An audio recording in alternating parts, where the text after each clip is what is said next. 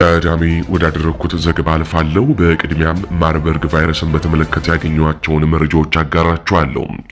በሀገራችን በተከሰተው የማርበርግ ቫይረስ ዙሪያ መንግስት በተቻለ መጠን ህዝቡ ጥንቃቄ እንዲያደርግ ከማሳሰብ ይልቅ የቱሪዝም ገቢን ያሳጣኛል በማለት ለመደበቅ እየሞከረ ሲሆን ቫይረሱ ከቀን ወደ ቀን አድማሱን በማስፋት በተለያዩ ከተሞች ምልክቶቹ ለመኖራቸው የሕክምና ባለሙያዎች በማሳወቅ ላይ ይገኛሉ። ይህ ምንም አይነት መድኃኒት የሌለው ቫይረስ በአደገኝነቱ ከኢቦላም የሚልቅ በመሆኑ ማህበረሰቡ በእንቅስቃሴዎች ሁሉ ጥንቃቄ እንዲያደርግ የሕክምና ባለሙያዎች እያሳሰቡ ይገኛሉ። በመንግስት በኩል ግን ሁሉም ነገር በሚስጥር እንዲያዝ እየተደረገ ነው። በርካታ ሰዎች ህይወታቸው ማለፉ ሲነገር፣ በርካቶች ደግሞ በቫይረሱ ተጠርጥረው ማቆያም ገብተዋል። መንግስት ግን ሆን ብሎ ቁጥሮችን እየደበቀ እንዳለም ነው የህክምና ባለሙያዎች የነገሩን። በቫይረሱ ምክንያት ህይወታቸው ያለፉ ሰዎች ቁጥር ከ30 መሻገሩም ነው የተነገረው። በኦሮሞማው የብልጽግና አገዛዝ ትኩረት ባይሰጠውም የዚህ የማርበርግ ቫይረስ ጉዳይ እጅግ አሳሳቢ እየሆነ መጥቷል። የመንግስት መገናኛ ብዙሃን በሙሉ በአብይ አህመድ የመደመር ብልጽግና ወንጌል ሰበካና ጥቅሶች ማህበራዊ ሚዲያውን በቲክቶከር ቀልደኞች የተሞላ በመሆኑ በቫይረሱ ጉዳይ ቸልተኝነት እየበዛ ስለሆነ ዋጋ ሳያስከፍለን አይቀርም ነው የሚሉት የህክምና ባለሙያዎች። ለመጀመሪያ ጊዜ በጀርመን እንደተከሰተ የሚነገርለት አደገኛና ገዳይ መድኃኒትም ሆነ ክትባት ያልተገኘለት ማርበርግ በኢትዮጵያ ጂንካ የጥቂት ሰዎችን ህይወት ማጥፋት እንደጀመረ ሁኔታው ያሳሰበው የጂንካ ሆስፒታል ኃላፊ የነበረው ሐኪም ለዓለም አቀፍ ሚዲያዎች የቫይረሱን መከሰት መረጃ በመስጠቱ ምክንያት ከስራው እንደተባረረ ይታወሳል። ይህ አደገኛ ቫይረስ ከደቡብ ክልል ከጂንካ ከተማ ተነስቶ መጀመሪያ ወደ ሐዋሳና አሩሲም ከዚያም አዲስ አበባ ከገባ በኋላ ጥንቃቄ ባለመደረጉ አሁን ላይ በተለይ ከታላቁ ሩጫ በኋላ በከፍተኛ ሁኔታ ውስጡን እየተስፋፋ መሆኑን ነው የህክምና ባለሙያዎች የሚናገሩት። አገዛዙ የሚወቀሰው እዚህ ላይ ነው። ይህን ገዳይና አደገኛ ቫይረስ ሰው እንዲጠነቀቀው እያደረገ አይደለም። በተለይ በድህነት ኑሯቸው የሚገፉ የጤና ባለሙያዎች ቀዳሚ ተጠቂዎቹ እየሆኑም ነው ተብሏል።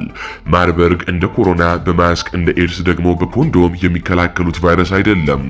ቫይረሱ የሚተላለፈው በቀጥተኛ ንክኪና በግብረ ስጋ ግንኙነት ወቅት በወንድ ዘርና በብልት ፈሳሽ አማካኝነት ጭምር ይተላለፋል ተብሏል። እንደውም በወንድ ዘር ፈሳሽ ውስጥ ለአንድ ዓመት ሁሉ ይቆያል ተብሏል።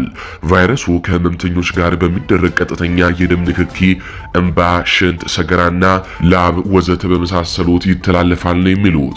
ህመምተኛው በተኛበት አልጋ፣ በለበሰው ልብስ፣ በተጠቀምበት መርፌ መጠቀምን በቫይረሱ እንድትያዙ ያደርጋልም የሚሉ አሉ። ቫይረሱ በሳልና በትንፋሽ አይተላለፍምም የሚሉ አሉ። ቫይረሱ ከኢቦላም የከፋ እጅግ አደገኛ ገዳይ ቫይረስ ነው፣ ግን ትኩረት አልተሰጠውም። ስለዚህ የኢትዮጵያ ህዝብ አደራህን አትዘናጋ ስንል ልናሳስብ እንወዳለን። ምክንያቱም የኢትዮጵያ ህዝብ እያሳየ ያለው መዘናጋት እጅጉኑ አስደንጋጭ በመሆኑ ነው። ስለዚህ እባካችሁ ራሳችሁን ጠብቁ። አሁን በቀጥታ ወደ ሌሎች ዘገባዎች አልፋለሁ። ብልጽግና ኢሳያስ አፈወርቂ ላይ የግድያ ሙከራ ተደረገበት በሚል ያሰራጨው መረጃ ፈጽሞ ሐሰት መሆኑን አረጋገጠን። የብልጽግና ከፍተኛ ሚዲያዎች ትላልቅ የሚኒስትሪ ሚዲያ ሳይቀሩ ኢሳያስ አፈወርቂ ላይ ግድያ እንደተደረገባቸው በትላንትናው ዕለት በሰፊው ሲዘግቡም ቆይተዋል። ዘገባቸውም በሰበር ዜና እንዲህ ይላል።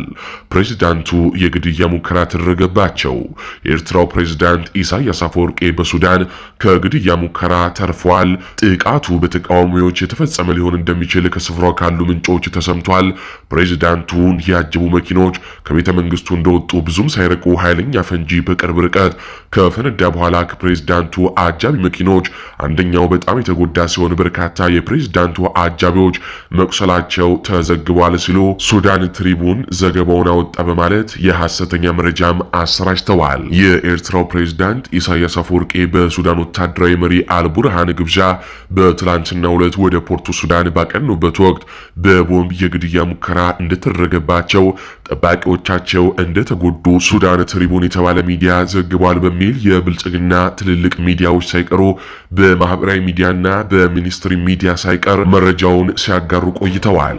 መረጃው ፍጹም የተሳሳተና ሱዳን ትሪቡን የተባለው የሱዳን የመረጃ ምንጭም ይህንን አይነት ዘገባ እንዳልሰራም ለማወቅ ተችሏል። ስለዚህ የብልጽግና ሚዲያዎች እንደተለመደው የሐሰተኛ መረጃዎችን አጋሩ እንጂ በኢሳያስ አፈወርቂ በኤርትራው ፕሬዝዳንት ላይ የተፈጸመ የግድያ ሙከራም ሆነ የቦምብ ጥቃት ፈጽሞ የለም። አሁን በቀጥታ ከአማራ ክልል ወዳገኟቸው አበይትና ሰበር የጦር ግንባር መረጃዎች አልፋለሁ።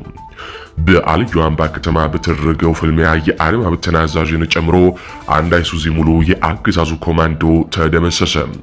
በአንኮበር ወረዳ አልዩ አምባ ከተማ በሸዋ ጠቅላይ ግዛት እዝ መሐመድ ቢሆነኝ ኮር ስር የሚገኘው ጣይቱ ክፍለ ጦርና ወንዱ አስቻለው ደሴ ክፍለ ጦር በተወጣጣ ሻለቆች በተደረገ ፍልሚያ በብልጽግና ላይ ከፍተኛ ጉዳት ደርሷል ነው የተባለው። በአንኮበርና አልዩ አምባ ከተማ መካከል የምትገኝ ልዩ ቦታዋ ጥዳ አምባ የሚባል ቦታ ላይ ለእገዛ የመጣ የአገዛዙ ኮማንዶ አንድ አይሱዚ ሙሉ ተደምስሷል። በተጨማሪም በአልዩ አምባ ከተማ በተደረገው ፍልሚያ የአድማ ብተና አዛዥ የሆነው አማራ የተባለ ጸረ አማራ የአገዛዙን ቀኝ እጅ በጀግኖቹ እርሳስ ከባድ ጉዳት ደርሶበት በከፍተኛ ሕክምና ላይ እንደሚገኝም ተገልጿል። እንዲሁም አንድ የአድማ ብተና የሻምበል አመራር በአናብስቶቹ አፈሙዝ በደረሰበት ምት አንገቱ ላይ ተመቶ በህይወትና በሞት መካከል እንዳለም ለማረጋገጥ ተችሏል። በተጨማሪም የአድማ ብተና ተመራጭ ሆኑ የቡድን መሳሪያ ተኳሾች አንድ የስናይፐርና የብሬን ተኳሾች ከነመሳሪያቸው በፋኖ ጦር በቦምብ ጋይተዋል የተባለው። ጥዳም በምትባል ቦታ ላይ አንድ አይሱዚ ሙሉ ከተደመሰሰው ውጪ በተጨማሪም በአልዩ አምባ ከተማ በነበረው ፍልሚያ ከብልጽግና በኩል በውስጥ በደረሰን መረጃ መሰረት 13 የአገዛዙ ጥምር ጦር እስከ ወዲያኛው የተሸኙ ሲሆን 18 የሚሆኑ ደግሞ ከባድ ቁስለኛ ተደርገዋል የተባለው። በአውደ ውጊያው 7 የነፍስ ወከፍ መሳሪያ 554 የብሬንና የክላሽ ተተኳሽ 2 የብሬን ሸንሸልና 4 የክላሽ ካዝናም ተማርኳል የተባለው።